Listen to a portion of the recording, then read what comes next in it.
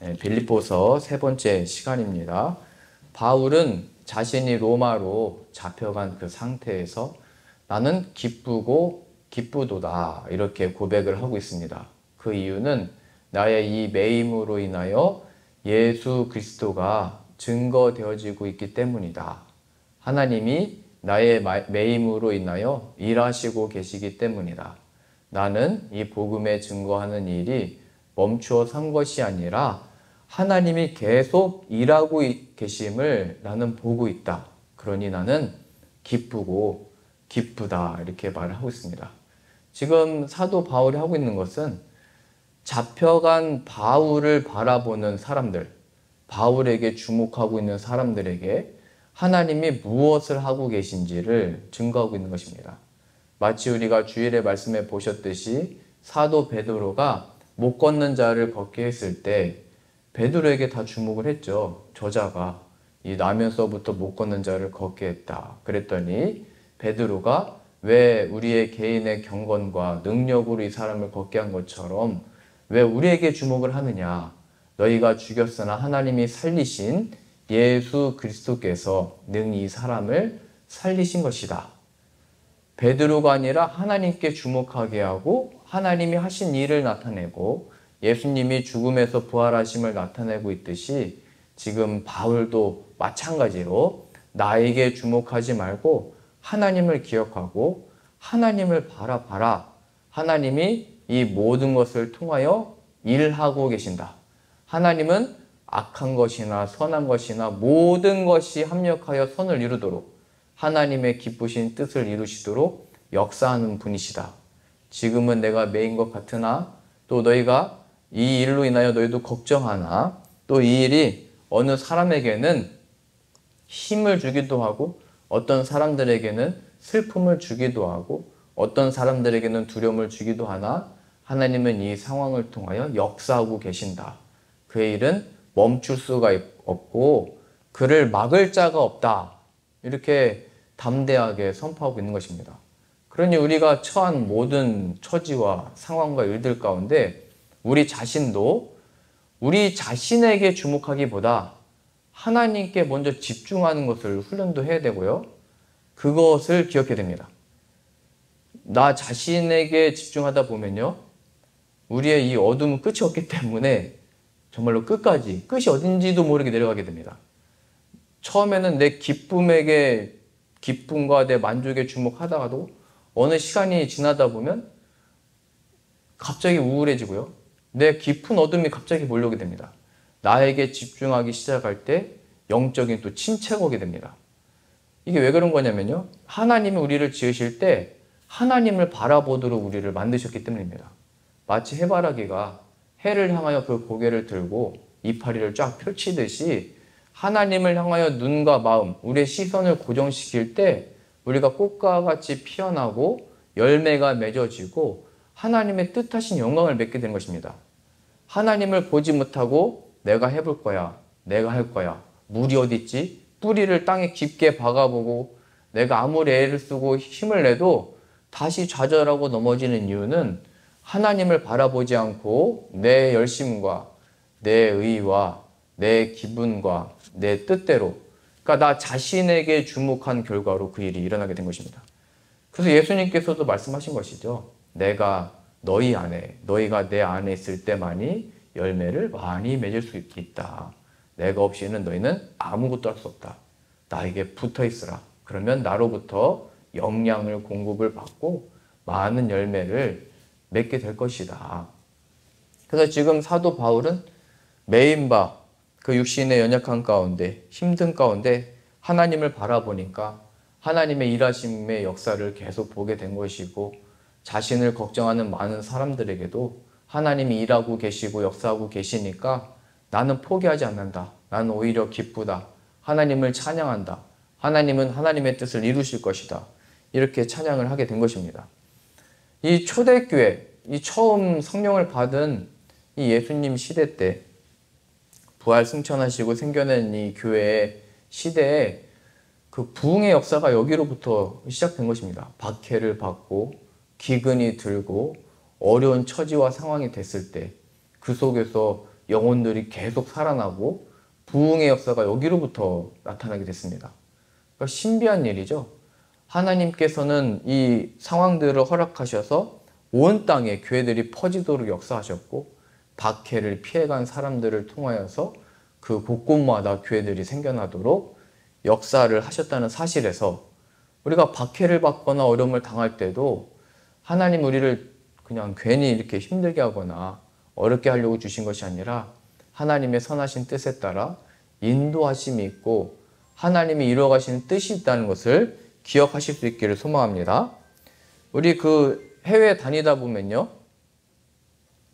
많은 사람들이 다양한 이유들로 해외에서 거주를 합니다. 뭐 어떤 사람들은 뭐 나면서부터 해외 태어난 분들도 있고 2세들이죠. 그 다음에 생업에 따라서 온 사람도 있고 출장을 따라서 온 사람들이 있습니다. 그리고 세계 뭐 곳곳, 제가 뭐 세계 일주는 못 해봤는데요, 제가 가본 곳에서 한국 사람 없는 곳을 잘 못 봤습니다. 근데 한국 사람보다 많은 사람은 중국 사람인데요, 가는 곳마다 많습니다. 근데 가면요, 한국 사람들이 보이면은 항상 중국집이 생기고요, 그 다음에 교회가 생깁니다.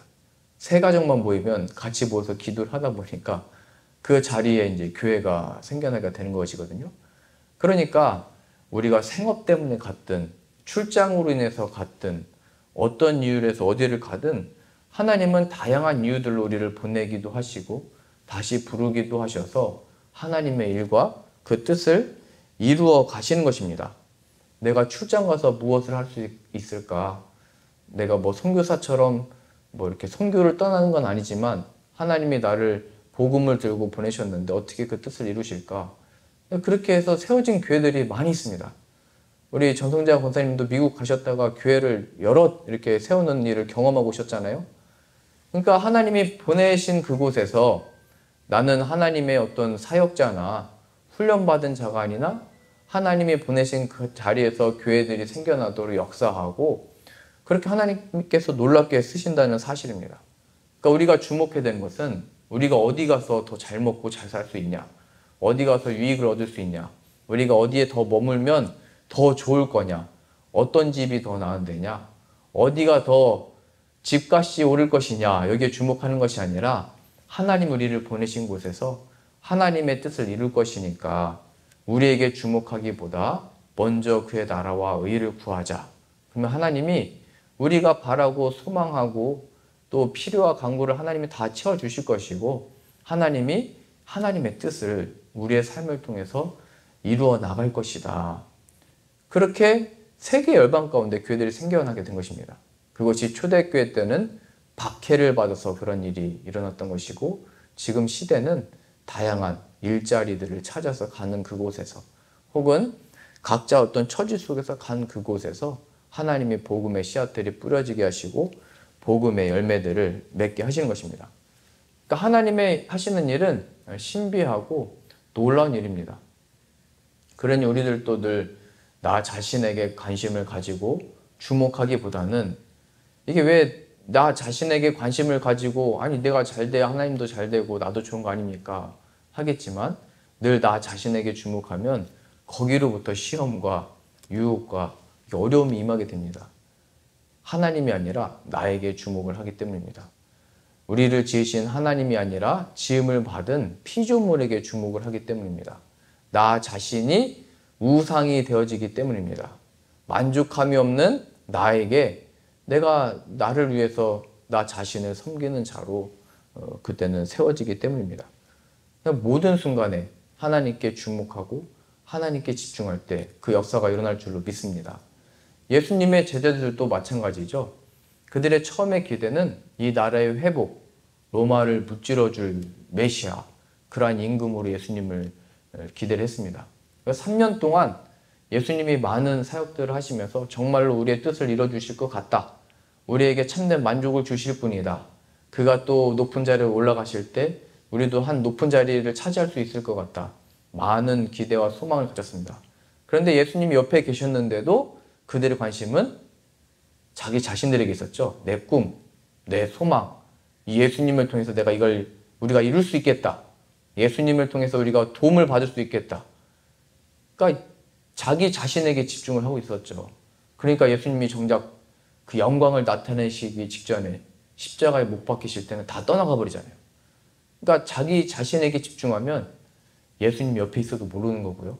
정말로 그 영광의 빛이 무엇인지도 모르는 것이고요.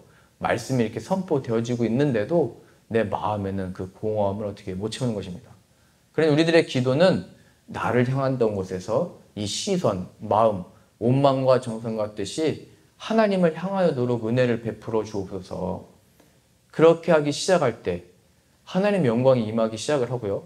하나님의 놀라운 창조의 역사가 내가 할 수 없었던 놀라운 일들이 일어나는 것이고요.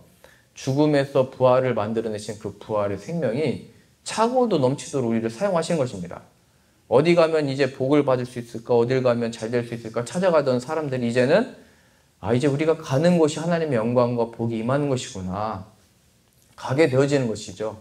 그것을 보여주고 있는 것입니다. 전에 예수님의 제자들은 예수님께만 붙어 있고 예수님 옆에만 있으면 정말 어떤 능력을 얻을 수 있고 우리에게 만족을 얻을 수 있겠다 생각했던 그 사람들이 예수님이 승천하시고 성령님이 오시니까 땅끝까지 이르러 증인이 돼버리잖아요. 그들이 가는 곳이 복을 받게 되고 그들이 박해를 받아서 가든 자원하는 마음으로 기쁜 마음으로 이 원수와 같은 자들에게 가든 상종하기 싫었던 사마리아 사람들에게 가든 가는 곳마다 사람들의 영혼들이 살아나고 이 놀라운 역사가 일어나게 된 것입니다. 우리가 이 전도 축제를 준비하고 있습니다. 이거요 너무 의무적으로만 하지 말고 기쁘고 즐거운 마음으로 해야 됩니다. 그리고 내가 무슨 능력으로 내가 어떻게 설득해서 이런 거 전혀 고민할 필요가 없습니다. 하나님이 부르신 자들이 올 거고요. 그 다음에 택함 받은 자들이 구원을 받는 겁니다. 우리는 선포하는 자들입니다. 어떻게 좀 믿어줄래? 어떻게 함께 해줄래? 이렇게 설득하거나 이렇게 뭘 청탁하거나 이렇게 유혹해야 되는 사람이 아니라 하나님의 백성, 구원받을 백성인지 아닌지를 나타내고 예수님을 선포하는 사람들이기 때문에 담대함으로, 기쁨으로, 감사함으로 이 일들을 해가면 되는 것입니다.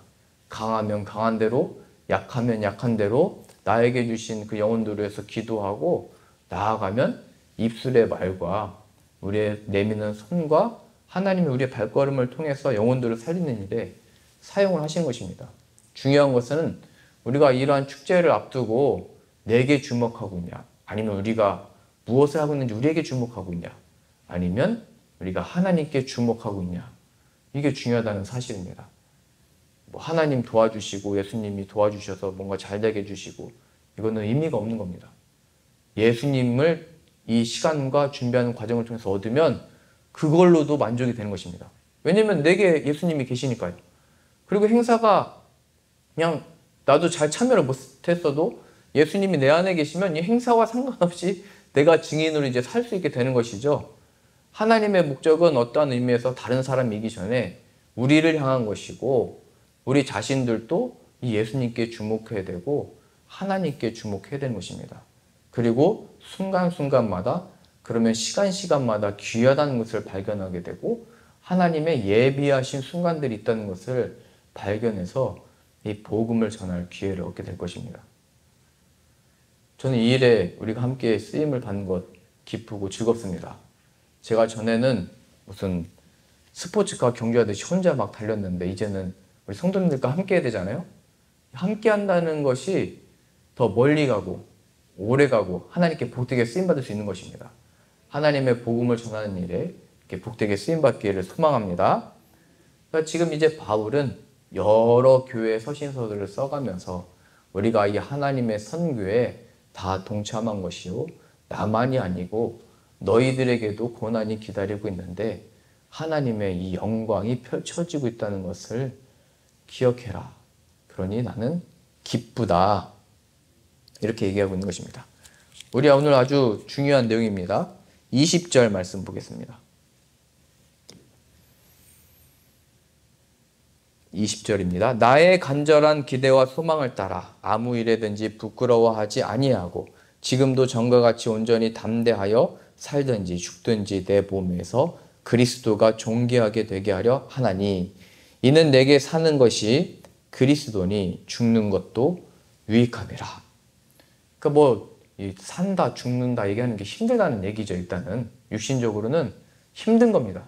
고단한 겁니다. 어려움이 있는 것입니다.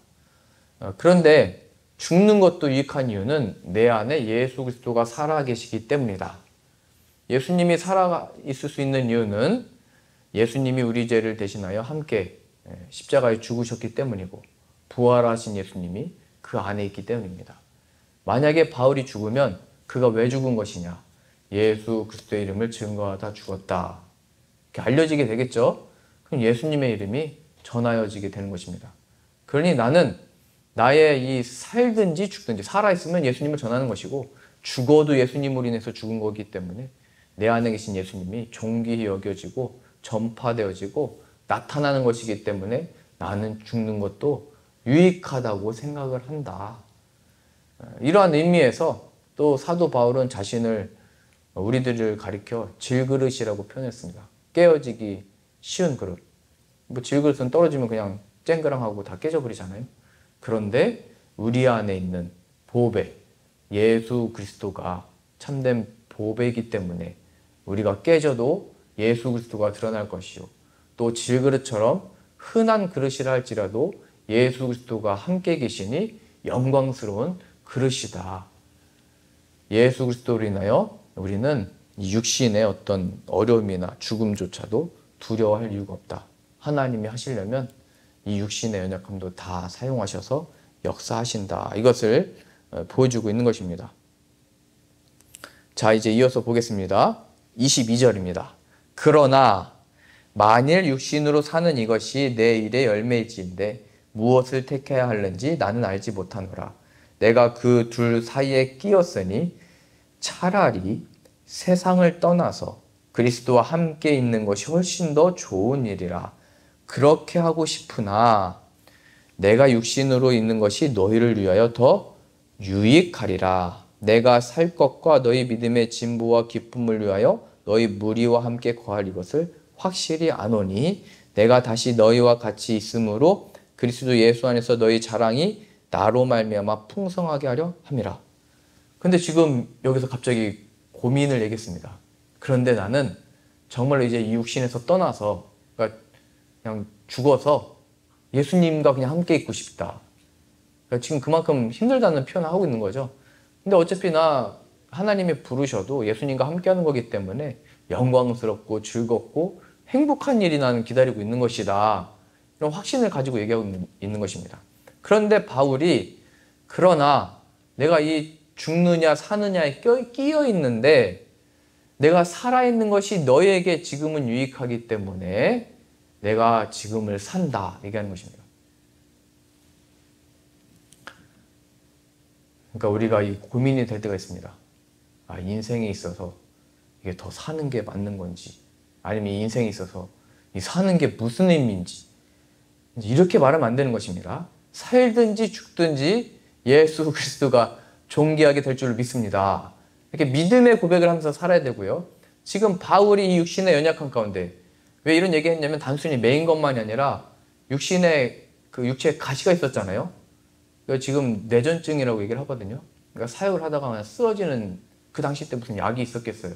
이런 어려움이 겪었고 그 다음에 예수님을 음성을 들었을 때 예수님이 찾아오셨잖아요. 예수님을 믿는 자들을 박했을 때 그때 눈이 그때부터 시력이 약해졌습니다. 그러니까 육신의 연약함을 많이 가지고 있었어요. 그러한 중에 매여 있고 이런 힘든 중에 그냥 예수님께로 들림을 받는 게 낫겠다 할 정도로 육신의 연약함과 그의 처지에 이런 어려움이 있었던 것입니다.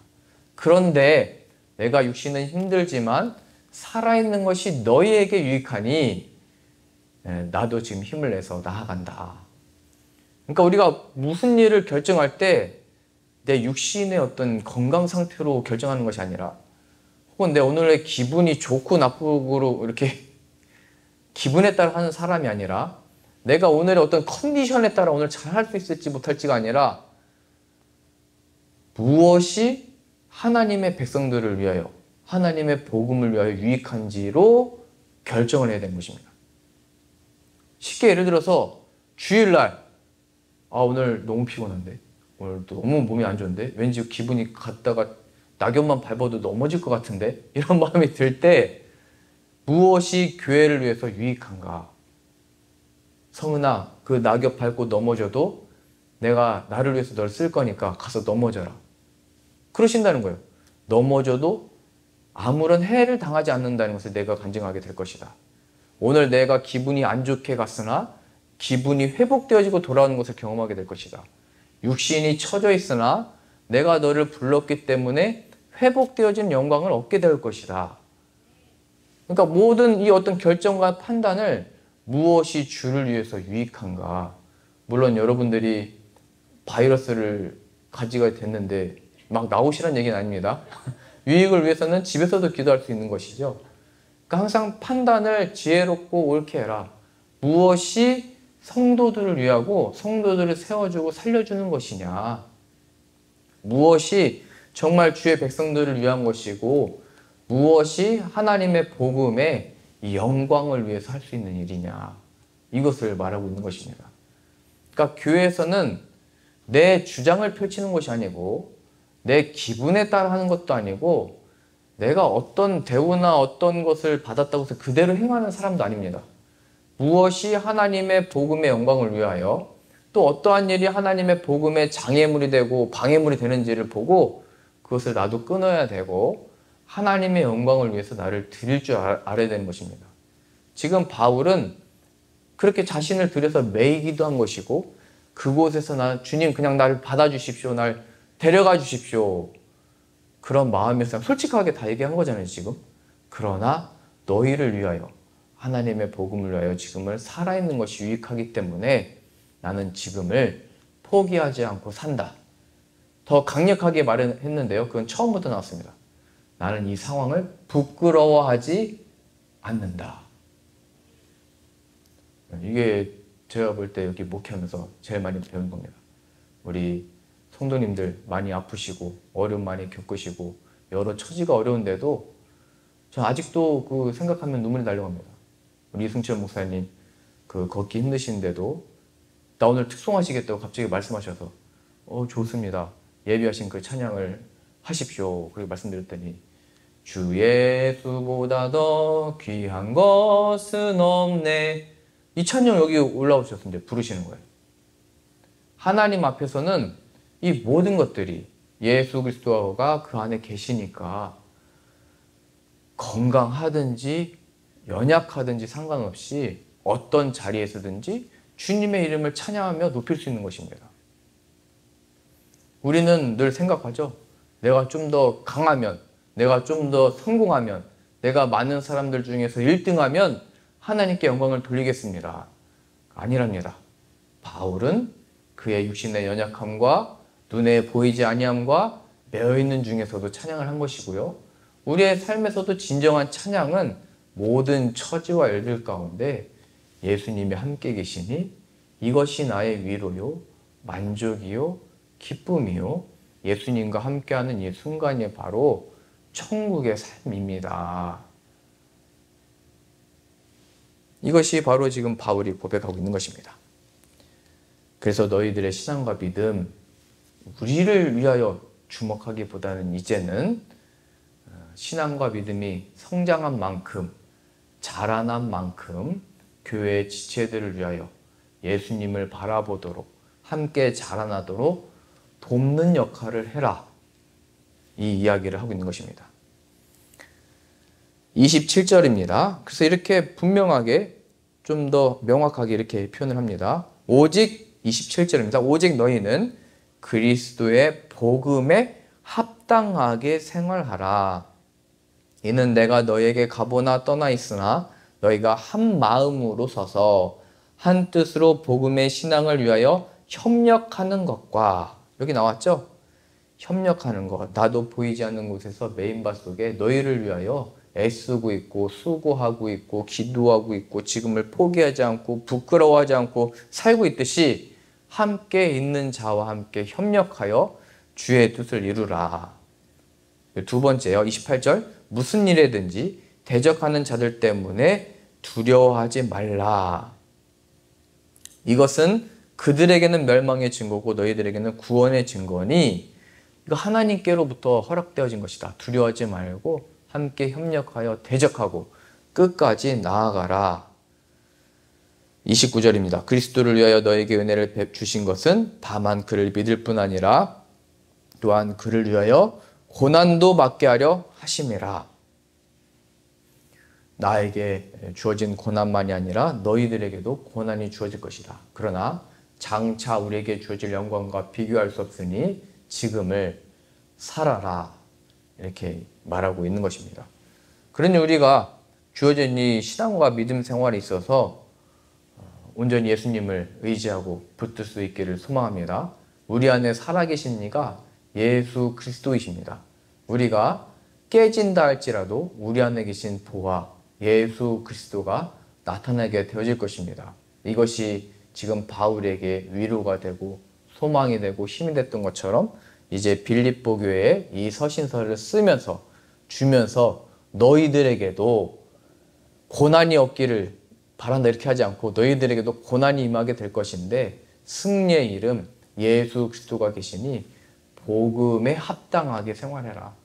뭐 이거 한마디로 얘기하면 부끄러워하지 말고 어떤 일을 당해도 부끄러워하지 말고 복음, 죽음에서 부활하신 사망 권세를 끊고 이겨내신 모든 믿는 자들의 또 잠자는 자들의 소망이 되신 예수 그리스도의 이름을 붙듦으로 끝까지 나아가라. 우리는 반드시 승리할 것이다. 이렇게 위로하며 서신서를 써 내려가고 있습니다. 그러니 우리들도 이 편지를 준비해야 됩니다. 이제 우리 그 초청잔치를 할 때 우리는 왜 교회를 오고 있는지, 우리는 왜 이 사람들을 초대를 했는지, 여러분들에게 당신들이 믿는 소망이 무엇입니까? 누군가가 물어보면 하나님이 우리들에게 전도를 할 기회가 바로 그 순간인 것입니다. 뭐 우리 가족들이 물어볼 수도 있죠. 도대체 왜 교회를 나가는 겁니까? 또 왜 그 교회를 가는 겁니까? 그럼 그때 교회가 좋아서 어렸을 때부터 다녔던 곳이니까, 나의 정든 곳이니까, 내 정성과 뜻을 들였던 곳이니까, 이런 것에서 이제는 예수 그리스도가 나와 함께 계시기 때문에 내가 이 교회와 하나님의 복음의 전함을 위하여 내가 이곳으로 보냄을 받았고 지금 이제 당신을 만났습니다. 이제 그 예수님을 당신도 만나기를 바랍니다. 이러한 마음으로 우리가 잔치를 준비하고 음식도 준비하고 이 날을 기다려 왔습니다. 값없이 받은 은혜가 있기 때문에 우리도 값없이 이 은혜와 사랑이 전하여지고 이 모든 은혜의 근원 되시는 예수님을 함께 발견하기 원합니다. 우리가 지닌 소망이 무엇인지를 물어볼 때 항상 말할 것을 준비를 해야 되는 것입니다. 그래서 돌아오는 금요일날 우리 교구장, 우리 속장부터 준비를 하게 될 거고요. 다 이제 준비가 되면 온 성도들이 또 준비를 하게 될 것입니다. 그리고 이것이 좀 준비되어지면 이제 전도잔치 끝난 다음에 연합 속회를 하면서 또 함께 이 자리에 나와서 모르겠습니다. 인원이 많으니까 다 한 번에 못하겠죠. 이제 돌아가면서 발표도 하고 간증 이야기도 듣고 신앙 고백을 듣게 될 것입니다. 이것은 우리가 무엇을 고백할 수 있고 발표할 수 있다 이런 차원이기보다 정말 내가 받은 사랑이 무엇인지 이 사랑을 전할 수 있는 것을 준비하고 훈련하는 것입니다. 우리가 주님께 부름을 받기 전에 지금 바울이 고백했던 것처럼 나는 부끄러워하지 않는다. 이 간증을 남기는 것입니다.